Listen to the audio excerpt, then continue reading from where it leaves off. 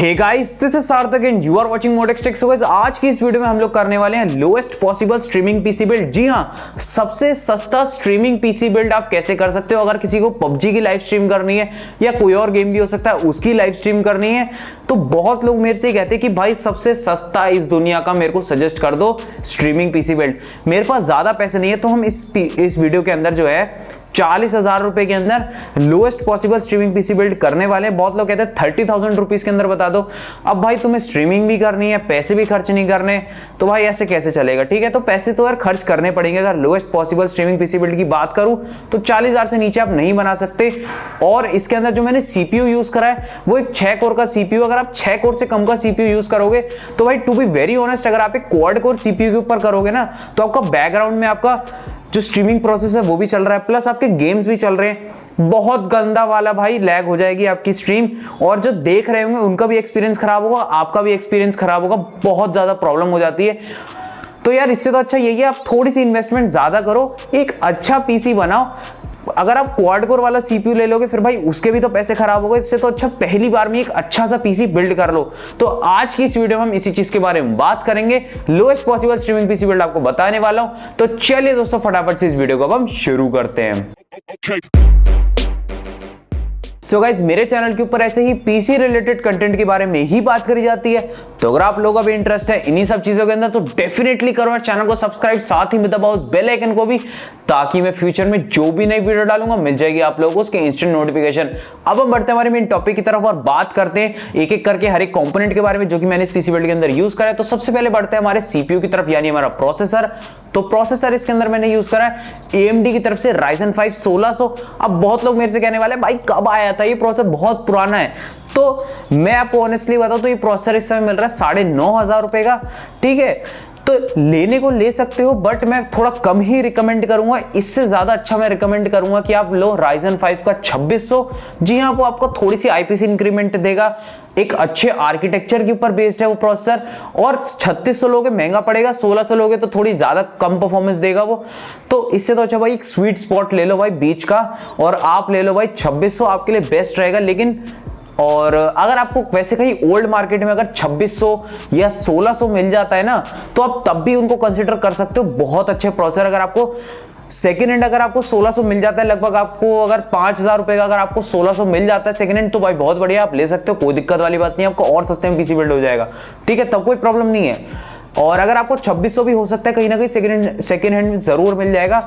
ये आपको मिल सकता है लगभग 8,000 9,000 रुपए तक का, तो आप तब भी कंसीडर कर सकते हो, बढ़िया रहेगा। तो अभी फिलहाल मैं आपको बता देता हूं 1600 की स्पेसिफिकेशंस कि हमें इस प्रोसेसर के अंदर क्या क्या चीजें देखने को मिल जाती है। तो ये 6 कोर 12 थ्रेड का प्रोसेसर है। 3.2 गीगाहर्ट्ज की इसकी बेस क्लॉक है, 3.4 गीगाहर्ट्ज के ऊपर ये टर्बो करता है। 14 नैनोमीटर की टेक्नोलॉजी के ऊपर ये बनाया गया है, जो कि AMD की Zen आर्किटेक्चर है, यानी सबसे पहला आर्किटेक्चर Ryzen सीरीज का। और ऑनेस्टली आप लोगों को बताओ, वैसे ओवरक्लॉक भी हो जाता है ये प्रोसेसर, बट ओवरक्लॉक करने के बाद भी आपको इतना ज्यादा मजा नहीं आने वाला है। फिर आपको कूलर में भी इन्वेस्ट करना पड़ेगा। इससे तो बढ़िया भाई थोड़ा सा बजट को और बढ़ा लेना और एक 2600 ले लेना, वो ज्यादा रिकमेंड करूंगा आप लोगों को। आपको जो 1600 है वो आपको मिल जाएगा लगभग 9,500 रुपए का, और जो आप लोगों का 2600 है वो मिलेगा आप लोगों को लगभग 12,000 रुपए का। तो लगभग अगर आप थोड़ी सी इन्वेस्टमेंट और करोगे तो आपको एक अच्छा सीपीयू मिल सकता है, क्योंकि स्ट्रीमिंग के अंदर यार सीपीयू बहुत ज्यादा यूज होता है। अब बढ़ते हैं आगे और बात करते हैं हमारे मदरबोर्ड के बारे में। तो मदरबोर्ड इसके अंदर यूज किया गया है Asus की तरफ से B450MA। 6,500 रुपए का ये मदरबोर्ड हमें देखने को मिल जाता है। इसके अंदर हमें काफी सारे फीचर्स मिल जाते हैं। थोड़ा बहुत स्लाइटली ओवरक्लॉक करना चाहो तो अपने सीपीयू को कर सकते हो, और साथ ही में आप लोगों को Asus के Aura Sync का भी सपोर्ट इसके अंदर देखने को मिल जाता है। तो ओवरऑल काफी बढ़िया मदरबोर्ड है इस प्राइस पॉइंट के ऊपर। अब बढ़ते आगे और बात करते हैं हमारी रैम के बारे में। तो रैम इसके अंदर यूज करी गई है Corsair की तरफ से Corsair Vengeance LPX 8GB RAM की, टोटल 2 स्टिक्स, जो कि 3000 मेगाहर्ट्ज के ऊपर क्लॉक्ड है। आप चाहो तो इनको ओवरक्लॉक करके लगभग 3200 3400 मेगाहर्ट्ज तक इजीली ओवरक्लॉक कर सकते हो, कोई भी प्रॉब्लम वाली बात नहीं आएगी। और ओवरऑल मैं आप लोगों को बताऊं तो 16GB की रैम में बहुत ज्यादा रिक्वायरमेंट होती है। कई लोग कहेंगे 8 लगा लेंगे, बाद में लगा लेंगे 8, लेकिन नहीं, जब स्ट्रीमिंग प्रोसेसर चल रहा होता है ना, साथ में आपके गेम्स भी चल रहे होते हैं, तो आपकी रैम लगभग 10 या फिर 11 जीबी यूज हो रही होती है, तो 8 जीबी रैम तो भाई बॉटल नेक हो जाएगी उस केस के अंदर। तो आपको 16 जीबी रैम की ज्यादा मतलब जरूर रिक्वायरमेंट है भाई, इससे कम नहीं लगा सकते, नहीं तो काम नहीं चलेगा। अब बढ़ते आगे और बात करते हैं हमारे ग्राफिक कार्ड के बारे में। तो ग्राफिक कार्ड हमें इसके अंदर यूज कर रहे हैं यार AMD की तरफ से RX 570 या फिर अपकमिंग, या फिर आप जब वीडियो देख रहे हो तो हो सकता है वो लॉन्च भी हो चुका हो और मतलब मार्केट के अंदर आ चुका हो, AMD का RX 5500। ये दोनों ही जो ग्राफिक्स कार्ड है ये हमें 12,000 रुपए के आसपास में देखने को मिल जाता है। अभी फिलहाल RX 570 के बारे में बता देता हूं। 1080p लेवल की आपको बहुत बढ़िया गेमिंग करवा देता है। 1080p high to ultra settings के ऊपर इजीली गेमिंग करवा देगा 60 FPS की, ठीक है, कोई भी प्रॉब्लम वाली बात नहीं आएगी। क्योंकि भाई ग्राफिक कार्ड जिस प्राइस पॉइंट के ऊपर मिलता है ना, बहुत बढ़िया वैल्यू ऑफर करता है। 1080p और मैक्सिमम सेटिंग्स के ऊपर आपको इजीली गेमिंग करवा देगा। और खुद सोचो जब RX 5500 आ रहा है वो इससे लगभग 20% ज्यादा फास्टर होगा, तो खुद सोच लो वो भी कितनी बढ़िया करवा देगा।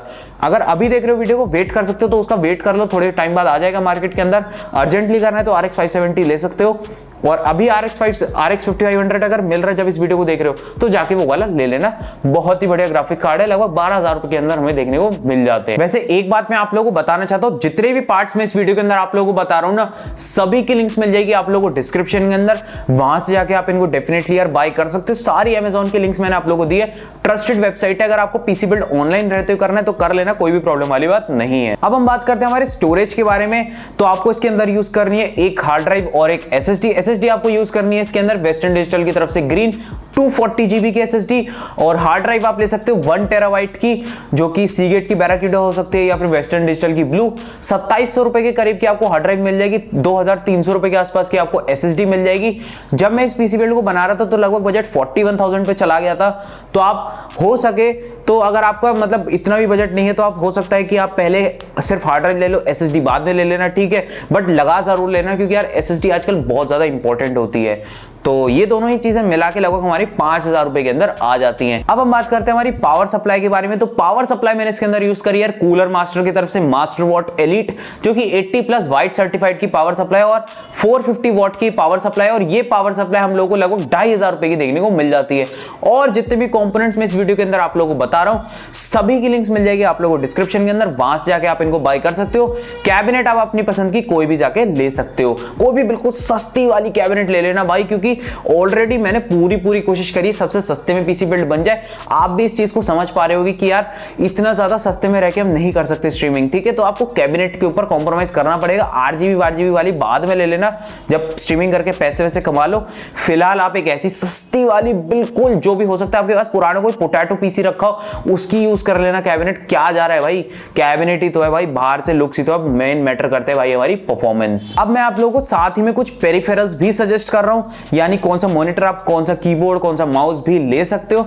तो सबसे सस्ता मैं आप लोगों को बताऊं अगर मॉनिटर जो इस समय आप ले सकते हो वो है यार LG की तरफ से 22MP 68VQ, जो कि मेरे पीछे रखा हुआ है। इसका रिव्यू मैंने अपने चैनल के ऊपर डाल रखा है, इसकी लिंक मैं आप लोगों को दे दूंगा ऊपर आई बटन में। जो कीबोर्ड इसके अंदर यूज किया गया है वो है कॉस्मिक बाइट की तरफ से CBGK12, इसका भी रिव्यू चैनल के ऊपर है, उसकी भी लिंक मिल जाएगी आप लोगों को ऊपर आई बटन में। और जो आप इसके अंदर माउस यूज कर सकते हो वो कर सकते हो रेडगियर का 820। अब प्राइस बता देता हूं मैं सबकी। जो मैंने मॉनिटर आप लोगों को बताया वो लगभग आपको 7,000 रुपए का सेल के अंदर इजीली मिल जाएगा, कोई भी प्रॉब्लम वाली बात नहीं है। 7,000 से लेकर 7,500 रुपए का जो कीबोर्ड है वो है 1,700 रुपए का, और जो माउस है वो आप लोगों को मिल जाएगा लगभग 700 या फिर 800 रुपए का, बहुत इजीली मार्केट के अंदर देखने को मिल जाएगा। तो बस दोस्तों फिलहाल के लिए इस वीडियो में सिर्फ इतना ही। वीडियो पसंद आती है तो वीडियो को जरूर से लाइक कर देना, अपने दोस्तों के साथ जरूर से शेयर कर देना। मैं मिलूंगा आपसे एक और नई वीडियो में, तब तक के लिए थैंक्स फॉर वॉचिंग।